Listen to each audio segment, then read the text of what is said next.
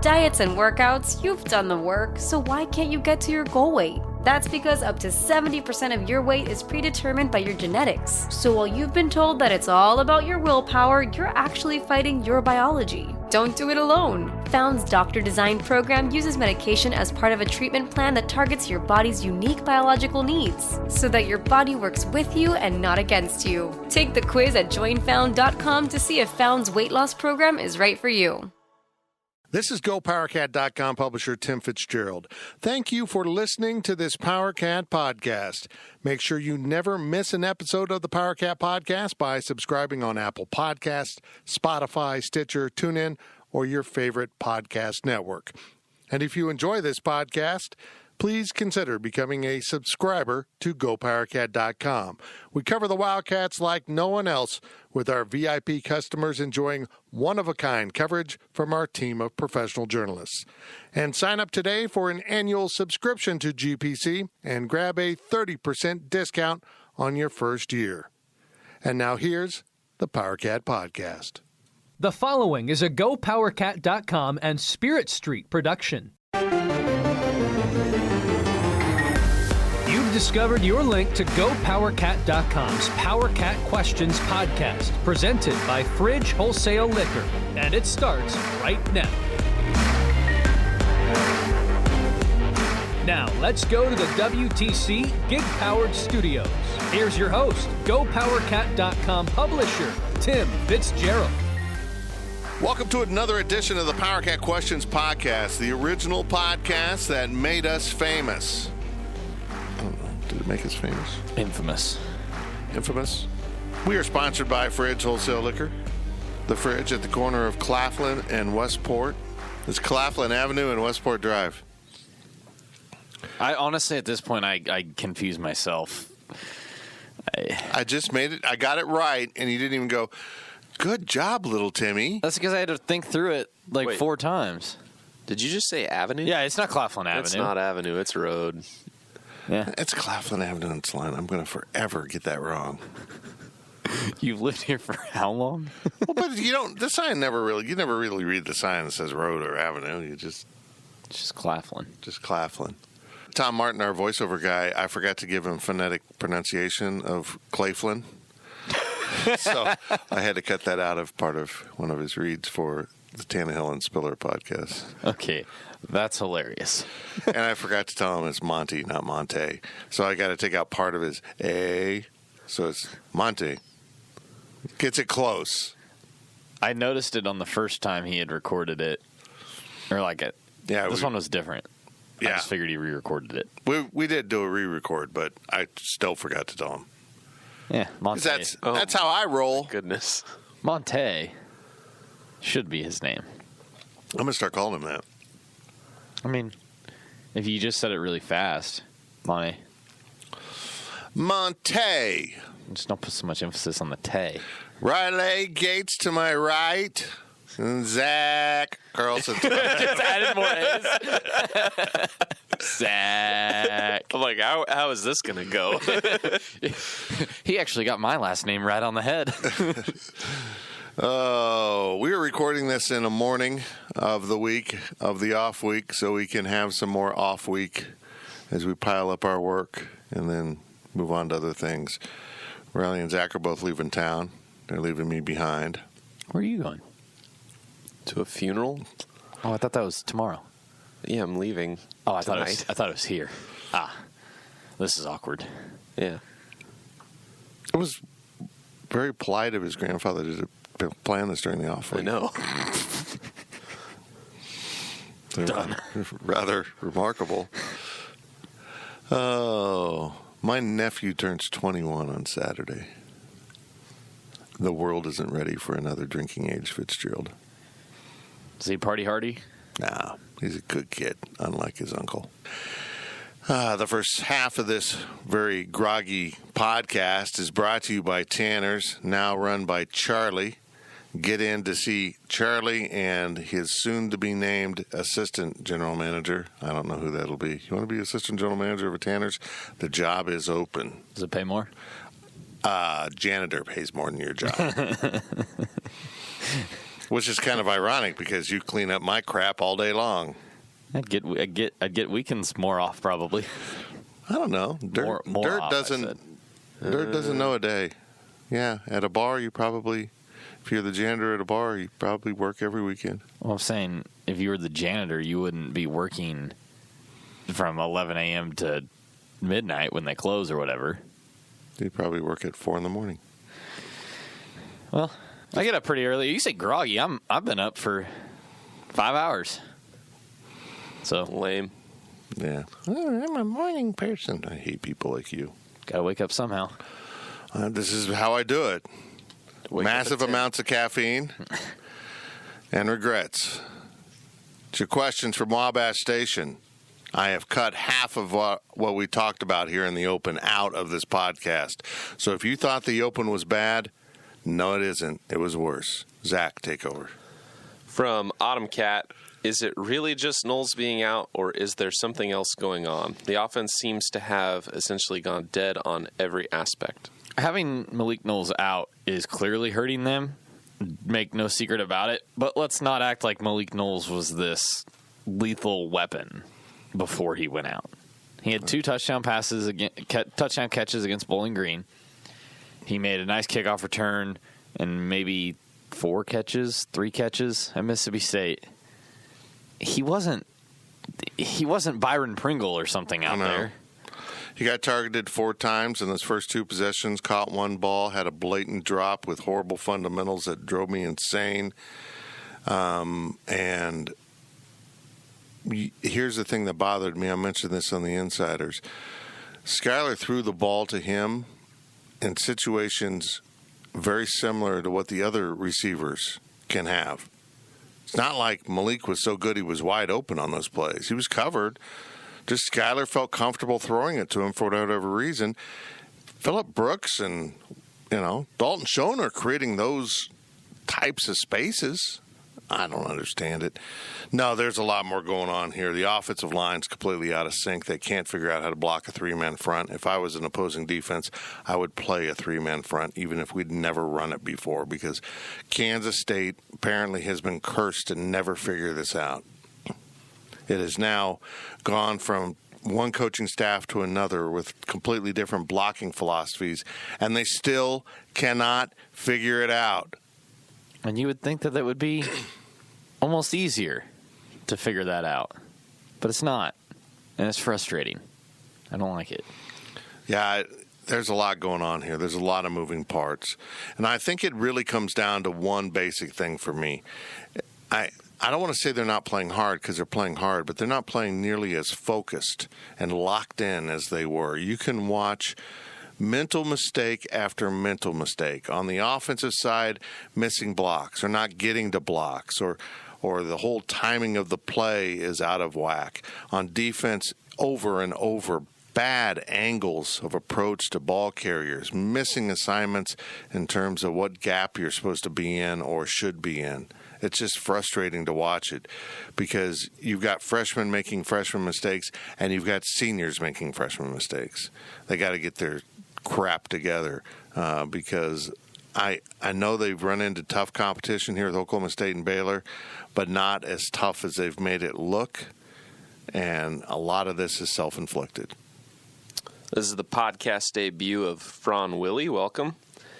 If we lack depth at every position, when you look at the recruits we have verbals from, do you see a fix coming in the near future? Look, I think that they've gotten some really nice commitments.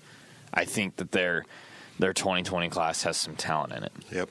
But I think that they added nice talent in their 2019 class late in the period, and look what that's doing right now. Why are their freshmen not making? Most freshmen not making an immediate impact? Because they're freshmen. Right.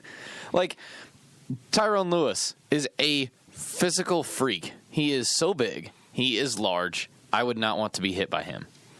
But he's not used to the college game yet. He's 18, 19 years old and has not played college football yet. Even a guy like Jonathan Alexander coming from junior college has not gotten on the field. He's been on the field, but he has not been a crucial part of the defense yet. So, yeah, there's some talent in this class, You've got guys like Maxon, who, as of right now, is still committed. A lot of raving reviews on offense. On defense, you've got some guys, Ronald Triplett, but they're freshmen. They're going to be freshmen, so I'm not putting stock into them yet. If you're looking for a quick fix with a recruiting class, that's not how this works. You're not going to get an immediate fix. And, we joked about the last time a bunch of junior college players paid off in a recruiting class in college football was probably 1997 for Bill Snyder.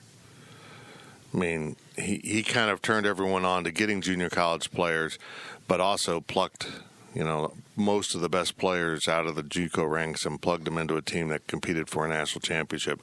Brian Hanley, our football analyst, is one of them. They are not going to go get a bunch of junior college guys to look for the quick fix. This staff is going to be in position for, a solid 4 years. He's got a 6-year contract. And the reason was he got that contract wasn't because he's Gene Taylor's buddy. It's because people that know that roster know that it needed a major overhaul because they just have neglected the depth of this program over a number of seasons, and it's been a slow erosion of the foundation of the program, and there's no way to build it back up with one class or two classes. Riley said it. If you're going to recruit freshmen, you're going to get freshmen. They're not ready to play. Some might be able to. Some might be able to plug holes. Look at how effective Tyler Lockett and Darren Sproles were as true freshmen. They played. They were good, but they had much better seasons on down the road. So it's always better to get that red shirt on them if you can. There's a lot of seniors on this team. That means they better have answers on the roster to backups to come in and play, and they don't have all those answers. They're looking at tackles from the JUCO ranks to try to build up some depth there. They need some more defensive tackles. They just really have some holes on this roster that it was coming. It was coming fast for K-State football. A lot of you didn't want to see it. A lot of you did see it.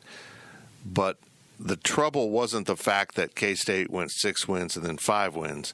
It was that 4 wins, 3 wins, 2 wins was coming. The roster was falling apart through neglect of recruiting. Now they're trying to get out there and recruit, but as Ryan Wallace pointed out in a group text the other day, the staff is doing exactly what the last staff did. Now they're getting better players, don't get me wrong. And they're not taking a bunch of chances on guys that they're just essentially filling their class with, which the old staff started to do quite a bit of. You go back and look at the number of players that didn't pan out in those classes. It wasn't about the players that are on the team right now aren't good enough. It was about the players who never, ever made a contribution and left the program. They took up a spot in a recruiting class. You only get 25 spots a year, and if you lose 8 of those guys, that means 1/3 of your class was useless. You might as well not even fill the scholarships. And that's what happened. They kept their scholarship numbers up by awarding walk-on after walk-on after walk-on scholarship. That's great if they really, truly deserve it and really, truly are Big 12 players. But they weren't getting them scholarships all the time because they were Big 12 players. They were getting scholarships because they were on the depth chart, which was Bill Snyder's criteria. Well, they were on the depth chart in some cases because the recruiting had stunk. The players they signed weren't good enough and left for whatever reasons, academic, athletic, or personal. The roster was in big trouble. The best time to have a move would have been probably a couple years ago, but that didn't happen. And it was getting into a very dire situation. These are the consequences that we're seeing right now. Now, I'm not sitting here and blaming Bill Snyder for what's going on in Chris Kleiman's program. That's not what I'm saying. What I'm saying is there isn't a quick fix to recruiting. It's going to be 1 year at a time, and this might turn out to be a painful process. But I'm telling you, if they'd waited another year or two, you want painful process. It might have torn down everything that had been built up. The program might have been in big, big trouble. From KSU Cat 80, what has happened to Skyler's decision-making? It seems to have disappeared. It was better in this game, I thought, a little bit. Wasn't bailing on that pocket so early. We saw that one play. I mean, I don't know where it was. But it was early. Yeah, he stepped in there, and I think he found Dalton maybe, Dalton or Landry. So, I mean, he was a little bit more comfortable in this one, but still didn't appear to be all there. With what I'm noticing right now with him is a lot of what we talked about, how it doesn't feel like the staff wants to run him. And additionally, it feels like he doesn't want to run unless it's a designed run. There were at least 2 or 3 plays that I'm thinking of right now where he stood there, he waited for someone to get open, and he had a lane right up the middle that would have gotten a first down, and he passed on it. I don't know what the end result was of those plays, but you got to take those. And those were things that he took all the time last year. So I'm not... Zach, I need some help here. The video you have of his head bouncing around pretty good and ends up holding his head. We suspect he might have had a minor concussion from the video. That was just on a rollout, right? And then he realized he had nothing to do but run. Yeah, and then he goes down, kind of tries bailing out, and then he really, I'm kind of surprised that there was no flag for... He got hit in the head. Hit to the head, late hit, targeting.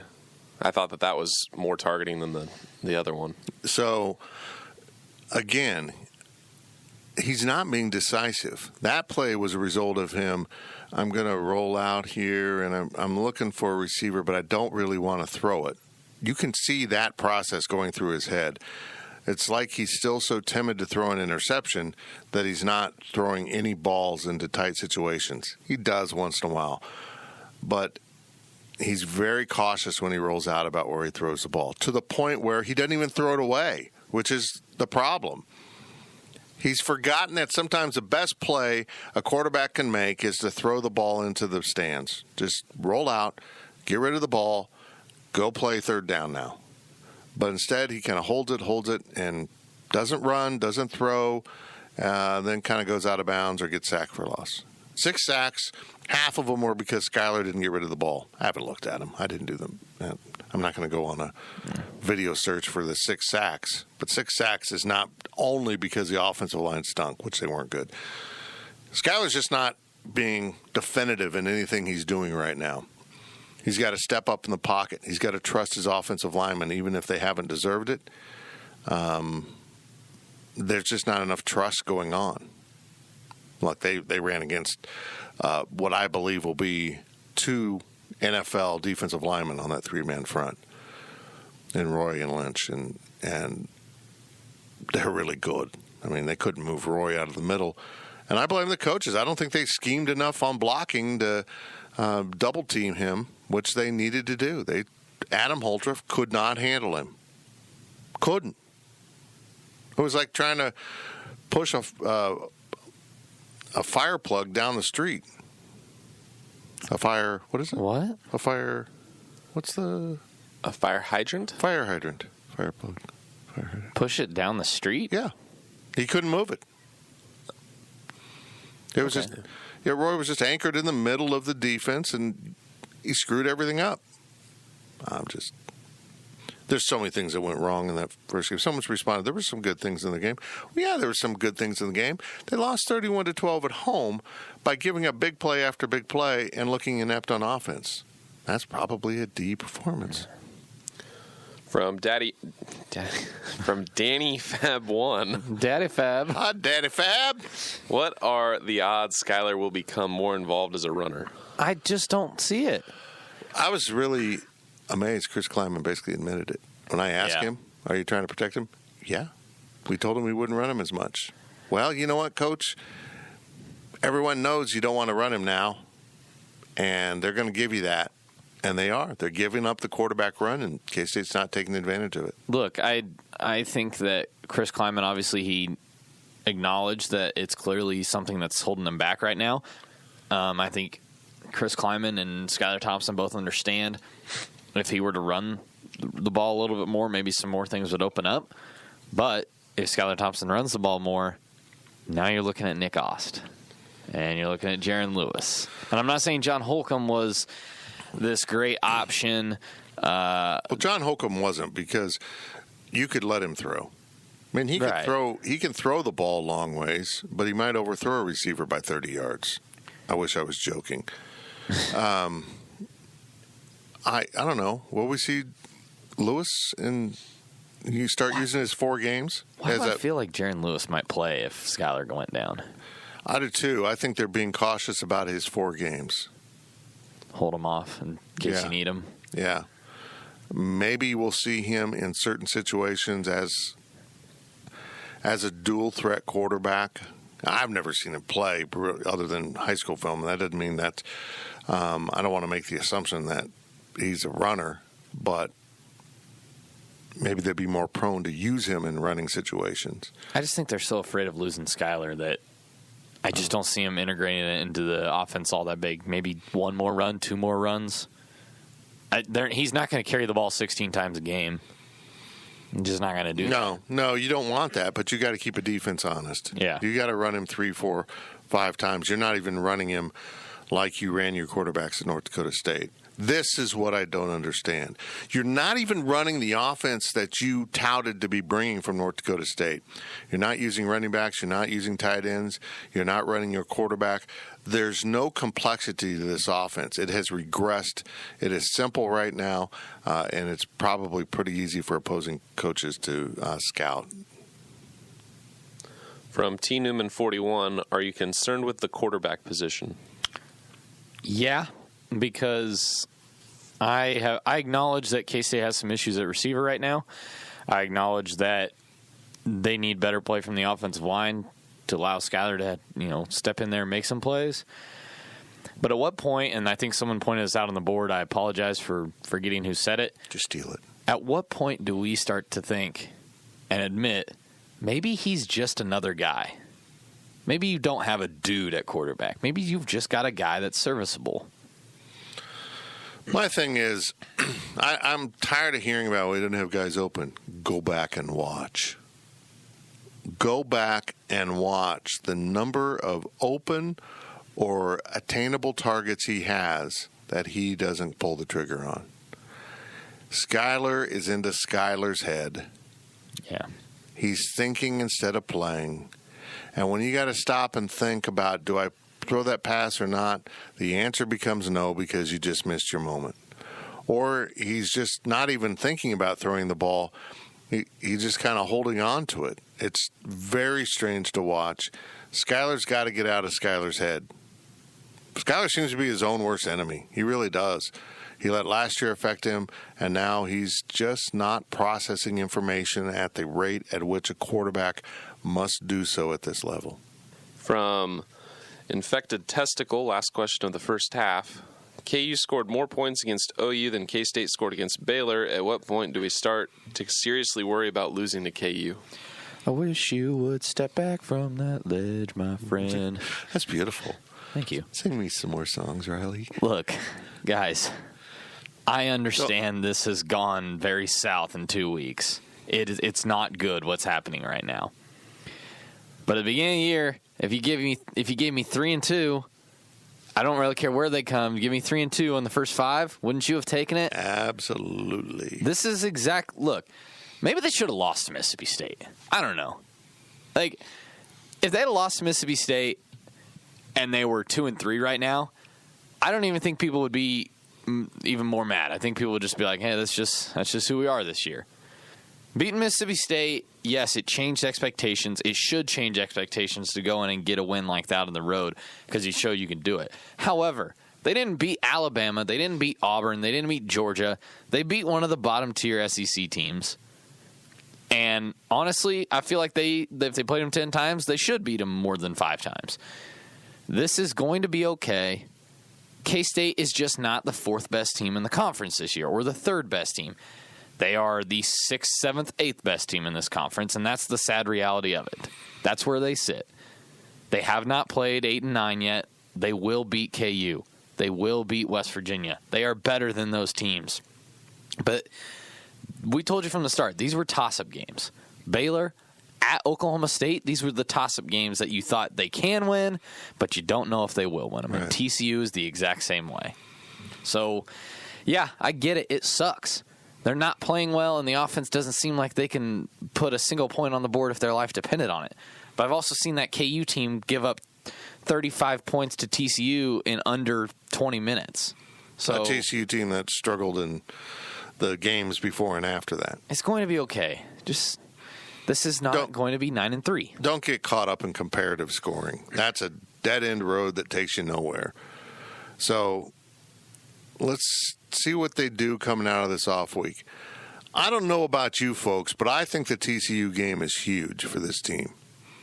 If they come back out and have another performance like Oklahoma State and Baylor, okay, I'm with you. It's time to worry. And it's not about the record for me. It's about this drastic turn, this southward turn in which they looked so good weeks 1 and 2. They looked good enough to win on the road against an SEC team. The team we've seen from Kansas State right now isn't winning on the road anywhere. Yeah, worry about Kansas if you have to. But that doesn't mean by the time they play Kansas, that'll be the team that takes the field. If they go out against TCU and look completely ineffective on offense and give up big plays on defense, just like they've been doing, hit the panic button because they're going to get their butts whooped by Oklahoma. Oklahoma didn't give a rat's ass about that Kansas game. They slept-walked through the first half, and they did just enough to lead at halftime, and then they won comfortably without putting in one bit of effort. I didn't see the participation chart, but I bet you Oklahoma played everyone that they could in that game. They didn't care. They were going to win that game with their backups. Kansas is so bad it just fired its offensive coordinator and promoted a guy who might be a great play caller, but 1 year ago he was the head coach at Bethel College in the NAIA Kansas Conference. Was he the head coach? Yes. Damn. I didn't know he was that high up. I mean, he just made the jump from KCAC to Big 12 offensive coordinator. Maybe his stuff works. It sure seemed to work at Boston College when he was calling plays, and that was an NCAA violation, so they got caught on it, so they had to fire their offensive coordinator. Just give it time. You got to have a little bit of patience. You can look at each game and say, this stunk, this was bad, this wasn't good, but doesn't mean you're giving up on the team. It means you want to see something different, and different better come against TCU, or you will be 0-4 in the Big 12. And that's not where you want to be. I know where you want to be. You want to be listening to the PowerCat podcast right after this break. I think that'd be a good idea. We'll be back. Stay locked in. The PowerCat podcast will be right back. Selling a little or a lot? Shopify helps you do your thing, however you cha-ching. Shopify is the global commerce platform that helps you sell at every stage of your business. From the launch your online shop stage, to the first real-life store stage, all the way to the did we just hit 1 million orders stage. Shopify's here to help you grow. Whether you're selling scented soap or offering outdoor outfits, Shopify helps you sell everywhere. From their all-in-one e-commerce platform to their in-person POS system, wherever and whatever you're selling, Shopify's got you covered. Shopify helps you turn browsers into buyers with the internet's best converting checkout. 15% better on average compared to other leading commerce platforms. And sell more with less effort thanks to Shopify Magic, your AI-powered all-star. Shopify powers 10% of all e-commerce in the US. And Shopify is the global force behind Allbirds, Rothy's, and Brooklinen, and millions of other entrepreneurs of every size across 175 countries. Plus, Shopify's award-winning 24/7 help is there to support your success every step of the way. Because businesses that grow with Shopify. Sign up for a $1 per month trial period at shopify.com/Odyssey Podcast, all lowercase. Go to shopify.com/Odyssey Podcast now to grow your business, no matter what stage you're in. Shopify.com/Odyssey Podcast. The NFL regular season is wrapping up, but there's still time to get in on the action with FanDuel, America's #1 sportsbook. Right now, new customers get $150 in bonus bets guaranteed when you place a $5 bet. That's $150 in bonus bets, win or lose. The app is so easy to use, and there are so many different ways to bet, like live same-game parlays, Find bets in the new Explore tab. Make a parlay in the Parlay Hub, the best way to find popular parlays, and more. So visit FanDuel.com/247 and make your first bet a layup. FanDuel, official partner of the NFL. Must be 21 plus and present in Arizona, Colorado, Connecticut, Iowa, Illinois, Indiana, Kansas, Kentucky, Louisiana, permitted parishes only, Massachusetts, Maryland, Michigan, New Jersey, New York, Ohio, Pennsylvania, Tennessee, Virginia, West Virginia, or Wyoming. FanDuel is offering online sports wagering in Kansas under an agreement with Kansas Star Casino, LLC. First online real money wager only. $10 first deposit required. Bonus issued as non-withdrawable bonus bets that expire 7 days after receipt. Restrictions apply. See terms at sportsbook.fanduel.com. Gambling problem? Call 1-800-GAMBLER or visit fanduel.com/RG in Colorado, Iowa, Michigan, New Jersey, Ohio, Pennsylvania, Illinois, Kentucky, Tennessee, and Virginia. Call 1-800-NEXT-STEP or text NEXT-STEP to 53342 in Arizona, 1-888-789-7777, or visit ccpg.org/chat in Connecticut, 1-800-9-WITH-IT in Indiana, 1-800-522-4700, or visit ksgamblinghelp.com in Kansas, 1-877-770-STOP in Louisiana. Visit mdgamblinghelp.org in Maryland. Visit 1-800-GAMBLER.net in West Virginia, or call 1-800-522-4700 in Wyoming. Hope is here. Visit gamblinghelplinema.org or call 800-327-5050 for 24/7 support in Massachusetts, or call 1-877-8-HOPE-NY or text HOPE-NY in New York, or visit oasas.ny.gov/gambling. Standard text messaging rates apply. Sports betting is void in Georgia, Hawaii, Utah, and other states where prohibited. We now send it back to Fitz in the WTC gig-powered studios. Welcome back to the PowerCat Questions podcast, sponsored by Fridge Wholesale Liquor. Tim Fitzgerald, Riley Gates, Zach Carlson in the WTC gig-powered studios with a tripod. Don't forget the tripod. Oh, that is the new studio tripod, isn't it? Yeah, that's not ours. I mean, it's ours. Well, but it's not our. Yeah. I looked for a purple tripod for in here, or like a silver one. No, I ended up with, I could have a black one, but I was afraid we'd lose it because there's so much dark stuff in here. Like, where's the tripod? It's right there. I don't see it. My choices kind of came down to blue and orange. Apparently, it's a Boise State tripod company. I don't know. Anyhow, how did I get on the tripod? A Boise State tripod company. Bronco Tripods. We sell you the best tripods in blue and orange. Oh, no. I It still would have been better to see if BroncoTripods.com is available as a domain. That still would have been a better tripod than the sad excuse for that small purple one that we had to buy at the Texas Bowl. Yeah. That was a sad excuse for a tripod. That was not a sad excuse for tripod. It's in our studio right now. Well, yeah, but we don't use it for anything else. It was a fine tripod. Zach's just a tripod elitist. He thinks tripods should stand up and not shake. And I think you are asking too much of a tripod. I wish it would just do what it's intended to do. You think an offensive lineman should block all the time. I accept the fact that they do it half the time. Bronco Tripod does exist. Beautiful. Get into Bronco Tripod. Is it a tripod company? Well, they're scaffolding tripods, but they are tripods. That is amazing. Ask for Tex. We're sponsored by the Fridge. Get into the Fridge. They are like a tripod for your liver. Okay. It'll give you that boost you need. I feel like we should do like 1960s cigarette commercials, but the alcohol version. Get into the Fridge. It's refreshing. It'll clear your lungs. Oh. Get that cool minty flavor from Sambuca. I got to get into the Fridge before I leave town. Got to load up. Big weekend ahead. Oktoberfest. Hays, Kansas. I'll give you a Fridge card. Oh? Yeah. You've been a good boy. I'll let you borrow a Sounds Fridge card. dangerous. And I don't have a Fridge card for you, the listener, but I have some advice. Go to the high-low. They get their alcohol from the Fridge. You should too. I'm going to go to the high-low and eat this week. We are working ahead. It's an off week. I'm going to have a little downtime.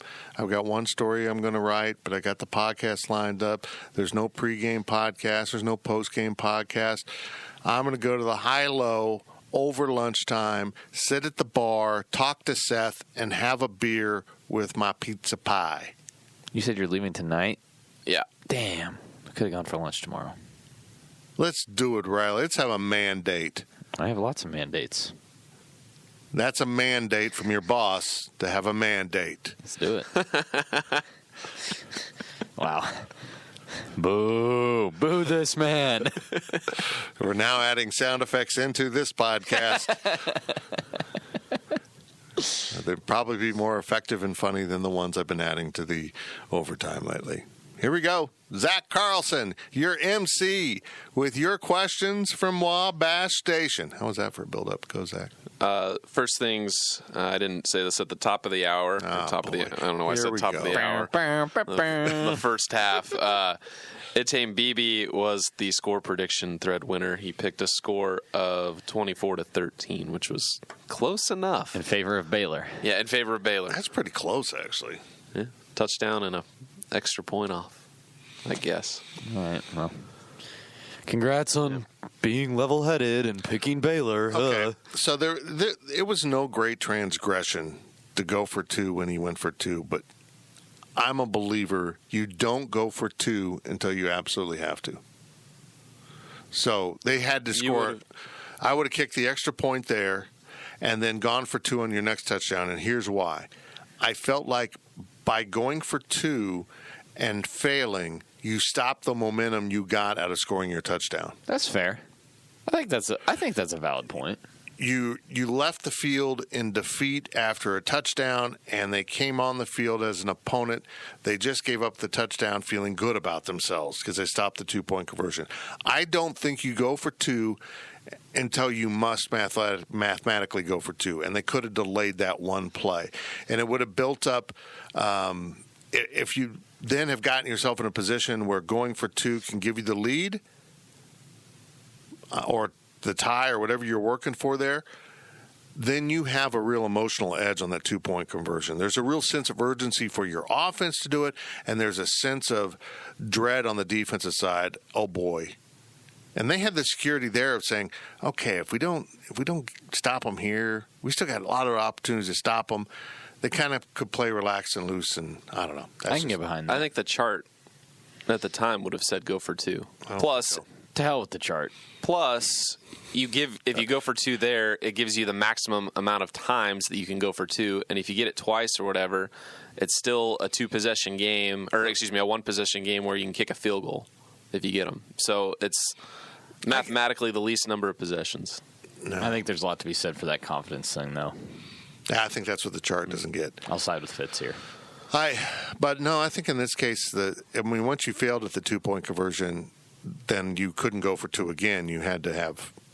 They were down 9 at that point. I don't know. They were trying to get so they'd be down 7. I don't know. I just didn't. I kind of stopped paying attention. I'm kidding. I was writing. So let me get this right. I got a photographer, my video guys down there. Hey, I watched that punt. I didn't film it. And I sound like Bill Clinton there. And then I got my writer. I wasn't paying attention. I was writing. How many times do I use a punt highlight? Except this weekend. You did on the one that got waved off. Well, because the hit was cool, even though it was between 2 players from the same team. Check out this cool highlight. K-State players hurt each other, and there was a penalty. Hey, they missed a 2-point conversion. That was one highlight I needed, man. Damn, should have kicked the extra point. I need you two to be focused on game day so that I can enjoy more ice cream sandwiches. Because if they're going to keep putting Twix in that ice cream box, I'm going to be eating Twix ice cream sandwiches. That's just the way I roll. Let's get to the questions. From Queso Cat, are there any more details about why Holcomb decided to transfer all of a sudden? I mean, from everything we've gathered from coaches and everything, it came as a shock to them. So, look. Someone pointed out that at Mississippi State he was sitting by himself on the bench. Like, they could see it from where they were sitting in Mississippi State. We obviously couldn't see it. I wasn't looking for John Holcomb. Something tells me, and this is just my guess, he was already getting sick of the fact that he was getting moved to different positions. He thinks he's a quarterback. His parents think he's a quarterback. And he might be at some school like McNeese for Daniel Sam's transfer there, but at Kansas State, in Courtney Messingham's offense, John Holcomb is not a quarterback. So he was already considering. I think there's a family belief he's an NFL quarterback. Yeesh. That he's being held back. And, look, I can go to practice for 5 minutes and see you've got a long ways to go as a quarterback. And I don't even know from watching that, I can only watch skill set.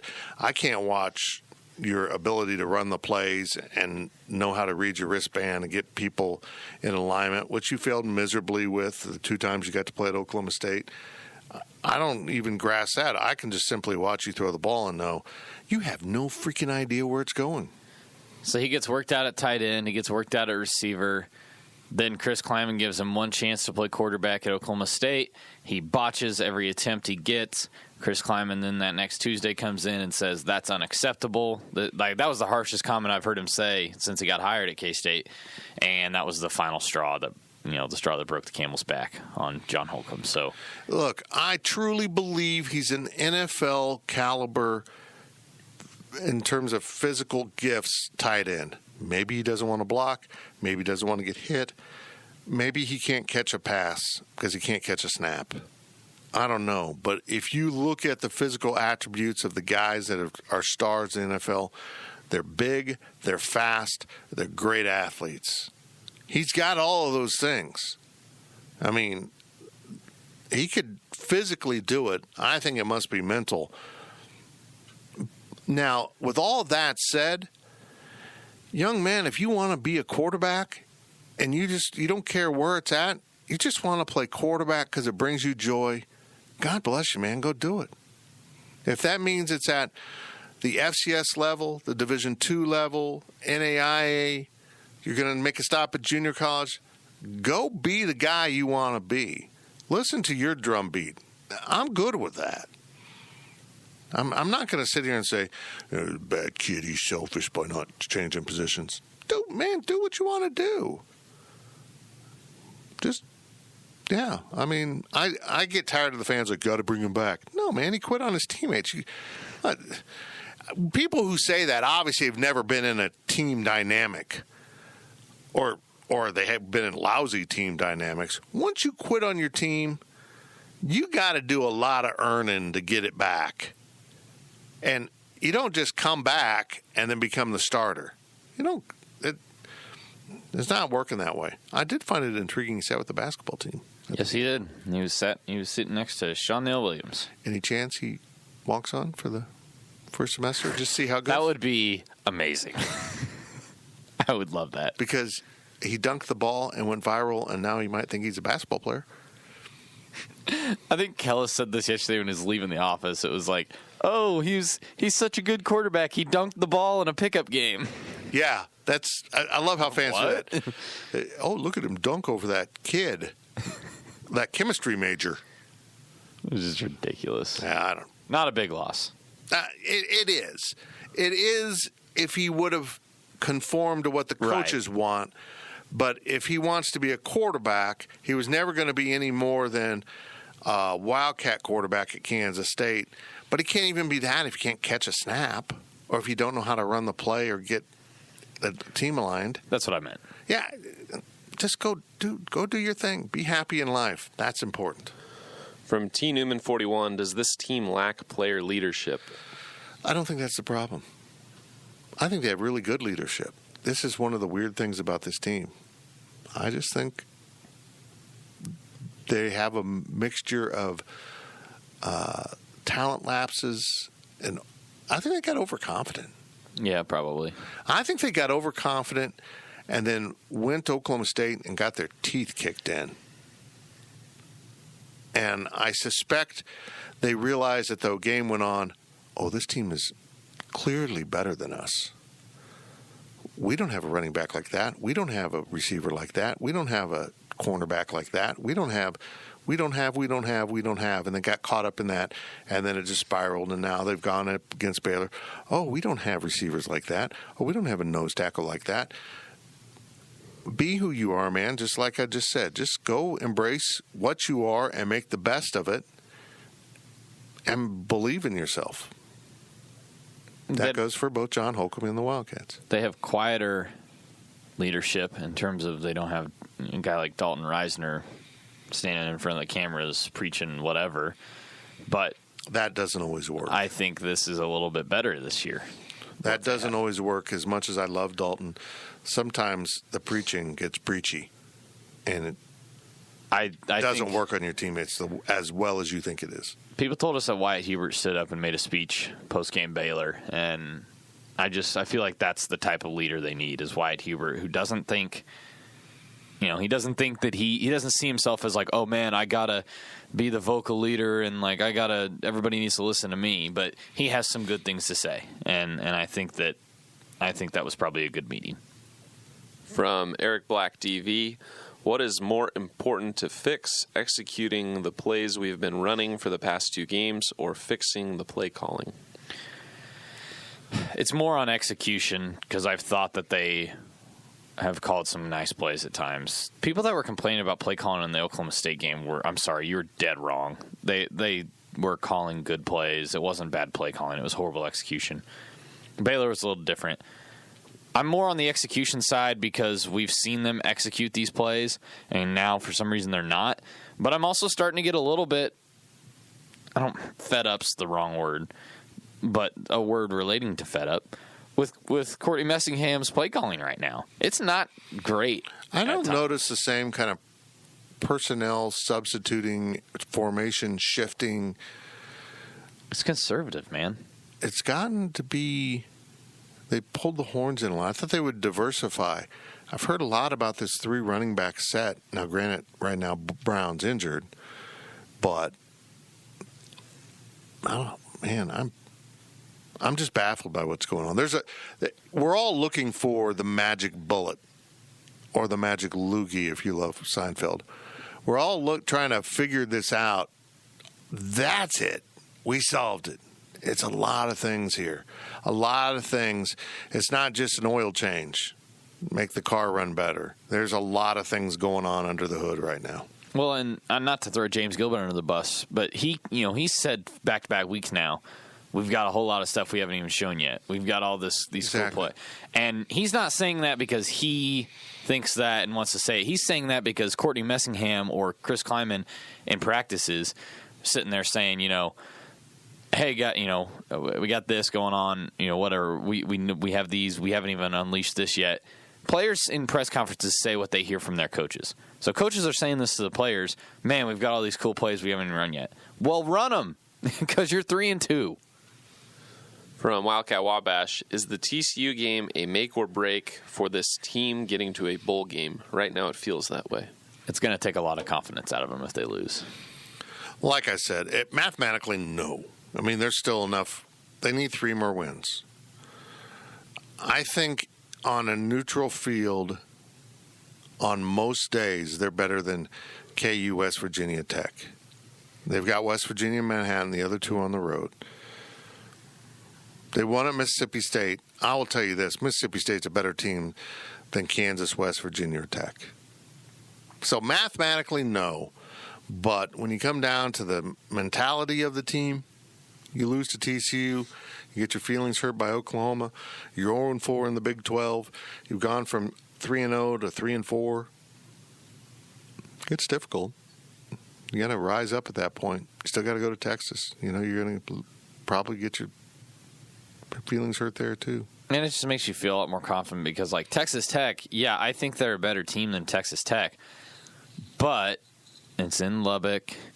Texas Tech just put on a good performance in Lubbock. It's true that every game is independent of itself, and you just never know which team is going to show up. TCU might show up with the same team that beat KU by 9 million points, and they also might show up with the team that played SMU this year. So getting TCU would make you feel a lot more confident about making that bowl game. From Fervent Purple, There's been a lot of talk about coach not going for it on fourth down on our scoring half of the field. Gun to your head, would you trust the team right now to move the sticks on 4th and 5? Personally, I'd have a hard time making that call on 4th and 1. It's fair. It's a valid point, but you're down by 20. I see both sides of that.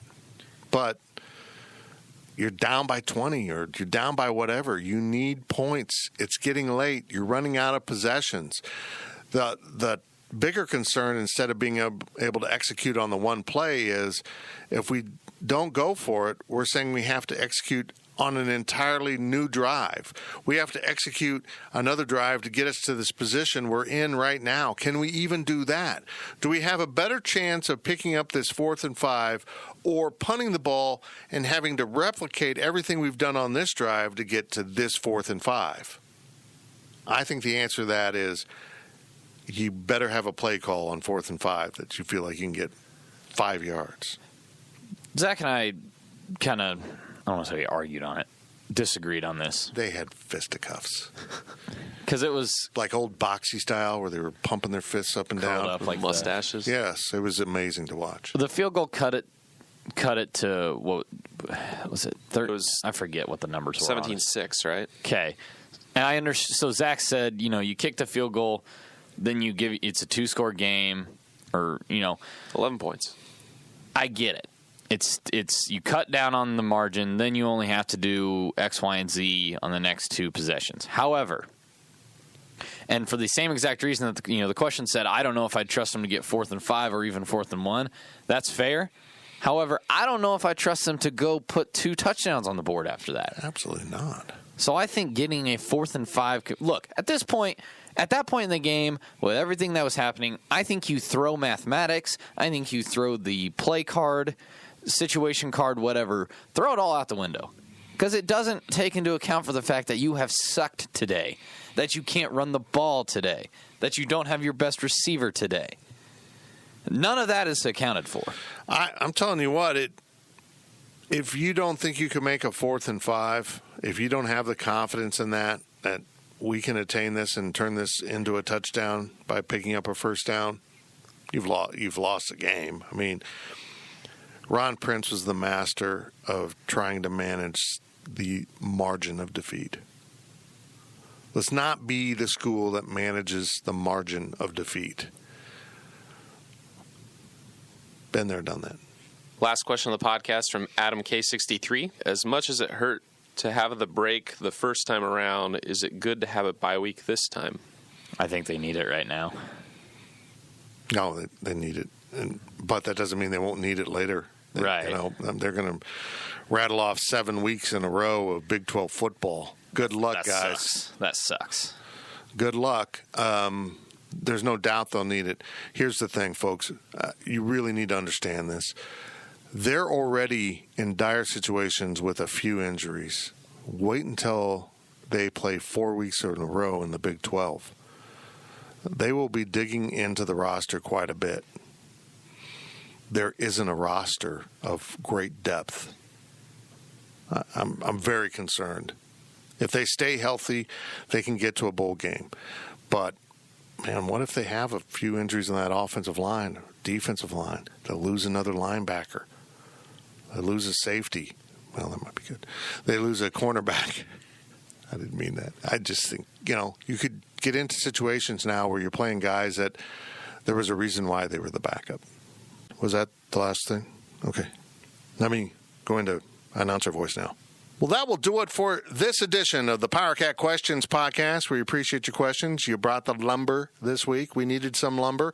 You did such a good job. We're going to reward you with a second podcast tomorrow. And where the pregame podcast should be will be a whole nother questions podcast.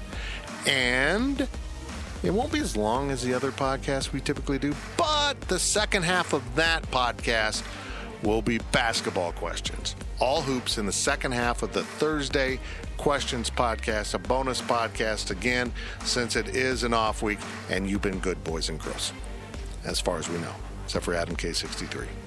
We know he's not good. You've been listening to the PowerCat Questions podcast, presented by Fridge Wholesale Liquor. PowerCat Podcast. All rights reserved. GoPowerCat.com and Spirit Street Publishing. With Blue Link Plus, you can access your Hyundai Tucson Limited remotely. Doors unlocked, temperature set, lost car found. There it is. Get complimentary class-leading Blue Link Plus. Call 562-314-4603 for complete details.